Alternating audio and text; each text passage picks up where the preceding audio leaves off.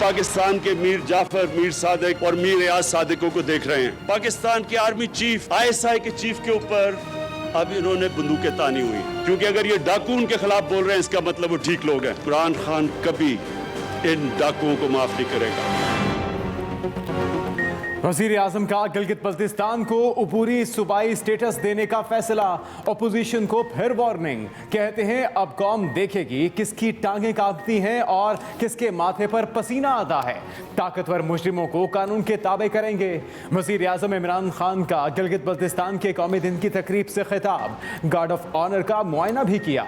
कहा मुल्क को लूट कर पैसा बाहर भेजने वाले आज मेरे खिलाफ इकट्ठे हैं। ये मुझे ब्लैकमेल करके NRO लेना चाहते हैं। बड़े डाकुओं को NRO मिल जाए ये मुमकिन नहीं। अपनी करप्शन बचाने के लिए खुद को जमहूरी कहलाने वाले फौज के खिलाफ बोल रहे हैं। डाकू इनके खिलाफ हैं तो मतलब है आर्मी चीफ और ISI चीफ का इंतखाब दुरुस्त है। भारत ने शिया सुन्नी उलमा को कत्ल करने का मंसूबा बनाया था। पाकिस्तान के लिए मजबूत फौज बहुत ज़रूरी है। पाक फौज की कुर्बानियों की वजह से ही पाकिस्तान महफूज है। वज़ीर आज़म इमरान खान ने कहा पाकिस्तान के खिलाफ मनसूबाबंदी के साथ दहशतगर्दी की जा रही है। दुश्मन हमें गैर मुस्तहकम करना चाहता है। हिंदुस्तान में आज मुसलमानों से सबसे ज़्यादा नफरत करने वाली इंतहा पसंद हुकूमत है।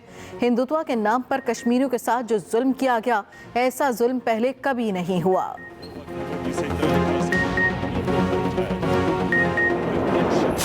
वोट को इज्जत दो मेरे बच्चों सिर्फ एक नारा नहीं है।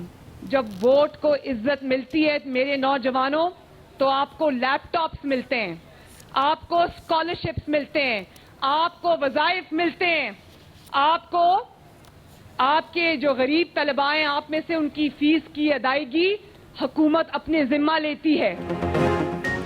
वोट को इज्जत ना मिले तो महंगाई बढ़ती है। आपने सवाल करना है वोट चोरी करने की जुर्रत किसने की। मरियम नवाज का लाहौर में शेर जवान फोर्स की तकरीब से खिताब, कहा आसमान से कोई नहीं उतरा, सबको यहाँ जवाब देना पड़ेगा। गुलामी से बड़ी कोई सजा नहीं। आइन की किताब पढ़ो और देखो नवाज शरीफ के मुतालिबात क्या हैं। नवाज शरीफ अदलिया की आज़ादी की बात कर रहे हैं। नवाज शरीफ को समझ आ गई है कि आवाम को मेरी हर बात समझ आ रही है। वोट को इज्जत मिलती है तो मुल्क में 22 घंटे की लोड शेडिंग खत्म हो जाती है। गिलगित बल्तिस्तान की आवाम ने आज़ादी खुद छीनी है। आपकी बहादुरी को सलाम पेश करते हैं। Chairman People's party Bilawal Bhutto Zardari का गज़े में जलसे से खिताब, कहते हैं गिलगित बल्तिस्तान के आवाम को हुकूक तब मिलते हैं जब पीपल्स पार्टी की हुकूमत हो। ऐसा क्यों? अब भी यहाँ के आवाम को रोज़गार फराहम करेंगे। आज़ादी का दिन आप सबको मुबारक हो।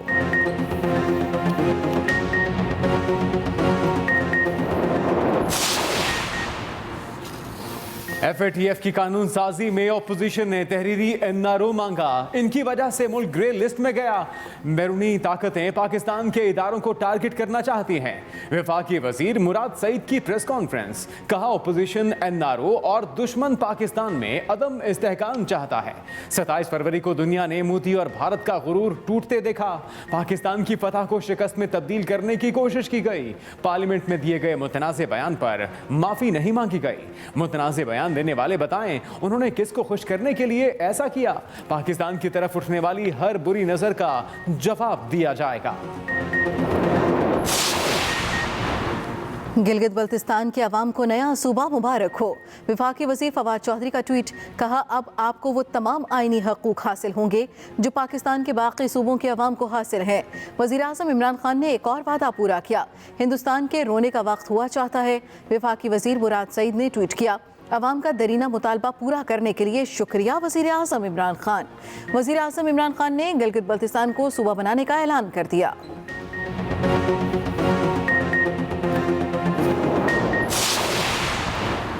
सियासत और जुर्म को अलग रखना होगा। वफाकी वज़ीर इत्तलात शिबली फराज का ट्वीट, कहते हैं सियासत और पाकिस्तान के कौमी मफाद में सुर्ख लकीर को मानना होगा। कौम नवाज शरीफ के मफादात और कौमी मफादात में फ़र्क समझती है। मौमन खुसूसी शहबाज गिल का भी ट्वीट, कहा नवाज शरीफ जमहूरियत के जीम और नजरियाती के नून से भी नावाकिफ हैं। इनके नज़दीक जमहूरियत सिर्फ आले शरीफ की नस्ल दर नस्ल गुलामी और माल बनाओ का नाम है। जब माल बनाने का मौका ना मिले तो मुल्क को भी बेचने से दरेग नहीं करेंगे।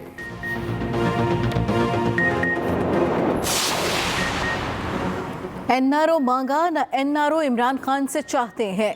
लीगी रहनुमा अयाज सादिक की लाहौर में मीडिया से गुफ्तगू। कहा, मेरी कही हुई बात को हुकूमत अफवाज पाकिस्तान पर डाल रही है जो मुनासिब नहीं। लीगी रहनुमा राना सनाउल्लाह ने मीडिया से गुफ्तगू में कहा, अयाज सादिक के खिलाफ मुहिम काबिल मुजम्मत है। पार्लियामेंट में सबको मुज़ाकरात की मेज़ पर बैठना चाहिए। वज़ीर आज़म और काबीना अपोजिशन और इदारों के दरमियान तसादुम चाहती है। अगर तसादुम होता है तो मुल्क में अनारकी फैलेगी। उधर तर्जुमान मुस्लिम लीग नून मरियम औरंगजेब कहती हैं, शेर जवान फोर्स नौजवानों की फैसला साजी के अमल में शिरकत और सियासी शऊर में अहम किरदार अदा करेगी। अपोजिशन जमातों ने पाकिस्तान के मफादात को दाव पर लगाने में कोई कसर नहीं छोड़ी। वज़ीर आला पंजाब उस्मान बुज़दार की सियासी मुखालिफिन पर तनकीद। कहा, अवाम के मसाइल से बेखबर अपोजिशन सिर्फ सियासी पॉइंट स्कोरिंग में लगी हुई है। अपोजिशन रहनुमाओं को पाकिस्तान मुखालिफ बयानिए का हिसाब देना पड़ेगा। वज़ीर आला का कल एक बार फिर सूबे भर में रेवेन्यू अवामी खिदमत कचहरियाँ लगाने का ऐलान।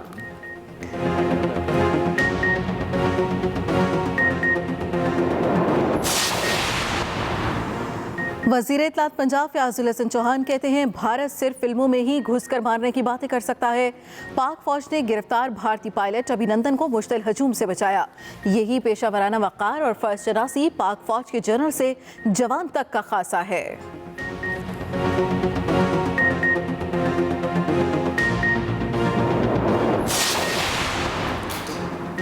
जमात इस्लामी ने बाजौर से हुकूमत मुखालिफ तहरीक शुरू कर दी। जलसे से खिताब करते हुए अमीर जमात इस्लामी सिराजुल हक ने कहा कि हम चेहरों की नहीं, निज़ाम की तब्दीली लाना चाहते हैं। मौजूदा हुकूमत ने 22 करोड़ आवाम को धोखा दिया। पीपल्स पार्टी और मुस्लिम लीग नून की हुकूमत में जो होता था वही इस सेलेक्टेड हुकूमत में हो रहा है।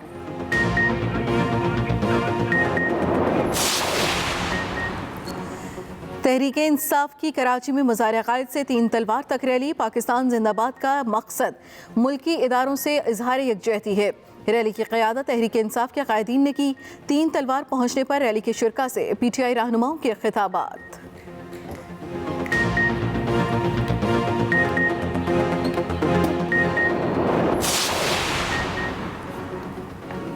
वज़ीर आज़म ने गलत कहा कि फसल कम हुई। वफाकी हुकूमत की नाअहली की वजह से गंदम स्मगल हुई।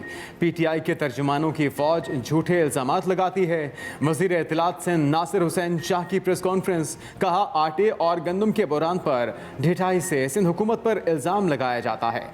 मुल्क भर में गंदम बहरान पर सिंध का क्या कसूर है? सिंध के अलावा पाकिस्तान में कोई हुकूमत काम नहीं कर रही।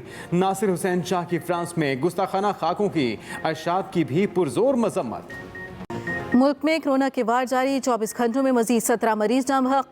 मजमूई अमवात 6,823 हो गई। 977 नए केसेस सामने आने के बाद मुतासरीन की कुल तादाद 3,33,970 हो गई। एक्टिव केसेस की तादाद 12,592 तक पहुँच गई। अब तक 3,14,555 मरीज मुकम्मल सेहतयाब भी हो चुके हैं।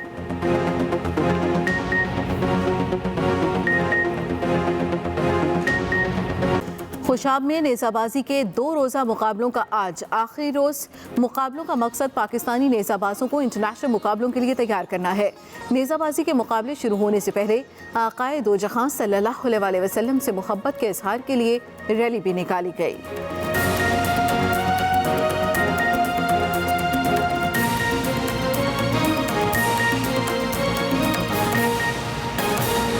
कौम देखेगी कि किसकी टांगें कांपती हैं और किसके माथे पर पसीना आता है। हम आज पाकिस्तान के मीर जाफर, मीर सादिक और मीर अयाज सादिक को देख रहे हैं। वज़ीर आज़म इमरान खान का गिलगित बल्तिस्तान के कौमी दिन की तकरीब से खिताब, जहां पे उन्होंने कहा कि अपोजिशन ने मुल्की इदारों पर हमलों का प्लान बनाया हुआ है। अपोजिशन वाले नरेंद्र मोदी की जुबान बोल रहे हैं। बड़े डाकुओं को NRO मिल जाए, ये मुमकिन नहीं। वज़ीर आज़म ने कहा कि पाक फौज ने भारत के इंतशार फैलाने के मंसूबे पाश पाश कर दिए।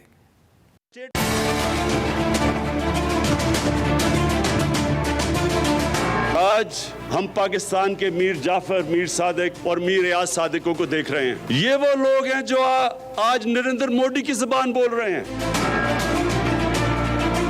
अब इन्होंने पाकिस्तानी फौज की तरफ, पाकिस्तान के आर्मी चीफ, ISI के चीफ के ऊपर अब इन्होंने बंदूकें तानी हुई। अगर ये आईएसआई के चीफ को और आर्मी चीफ के खिलाफ बात कर रहे हैं, इसका मतलब मैंने बिल्कुल ठीक इनको मुंतखब किया। ये मेरी सिलेक्शन बिल्कुल ठीक थी, क्योंकि अगर ये डाकू उनके खिलाफ बोल रहे हैं, इसका मतलब वो ठीक लोग हैं। मैंने ये कहा कि जिन लोगों ने 30 साल से इस मुल्क का पैसा चोरी कर करके बाहर लेके गए हैं, ये सब इकट्ठे हो जाएंगे। ये चाहते हैं कि किसी ना किसी तरह मुझे ब्लैकमेल करें और मैं इनको एनआरओ दे दूं, यानी कि इनको माफ कर दूं जो इन्होंने इस मुल्क का पैसा चुराया।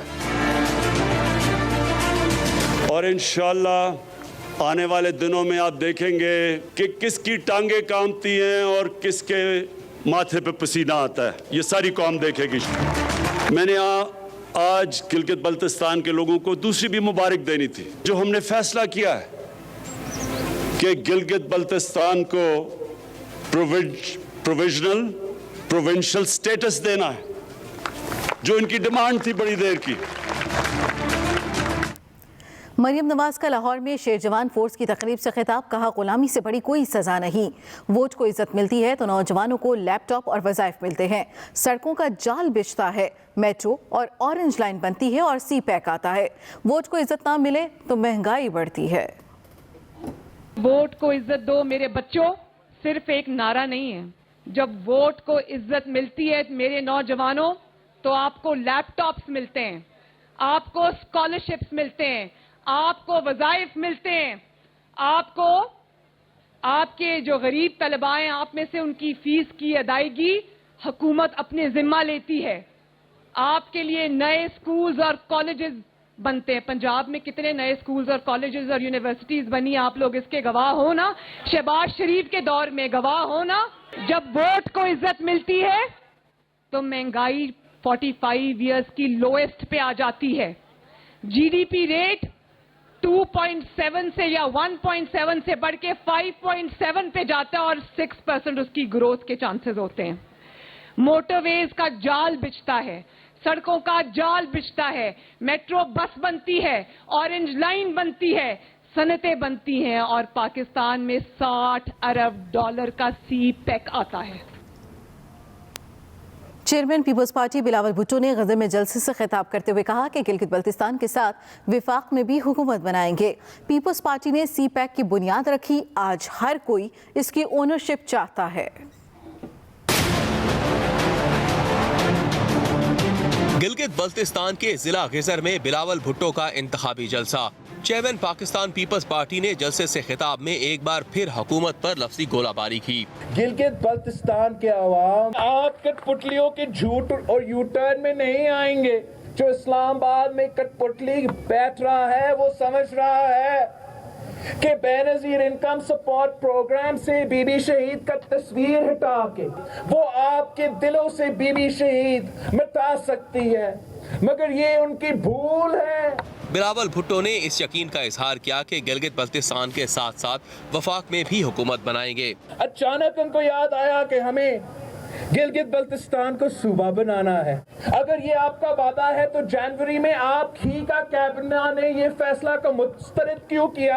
आपकी जमहूरी हुकूक का इजाफा सिर्फ और सिर्फ पाकिस्तान पीपल्स पार्टी के दौर में हुआ है। बिलावल भुट्टो ने गिलगित बल्तिस्तान के